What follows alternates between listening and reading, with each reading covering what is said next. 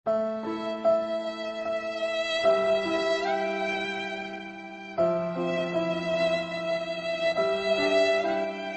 कर रहा है, मैं तो और काम कर रही हूँ।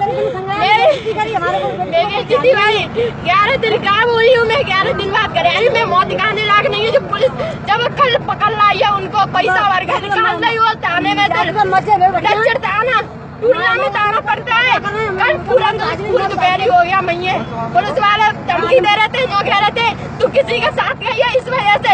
और मैं किसी के साथ कहूँ मैं मौत करने तैयार हूँ, पर जाने तैयार नहीं हूँ मैं। और मैं ऐसी हती हूँ तो मौत दिखाने लायक नहीं हूँ। मैं जी बात कहना चाहती हूँ बस, जो मेरे साथ रेप किया है उनको पकड़ के मैं सजा दिलवा गई होंगी। कुछ भी हो जाए मुझे, मैं मर में तैयार हूँ, लेकिन मैं कुछ करे करने तैयार नहीं हूँ। रोड जाम कर दूंगी, मैं बहुत जा रही हूँ। बस केवल जाते बढ़िया मैं मर जाऊँ वो बढ़िया है।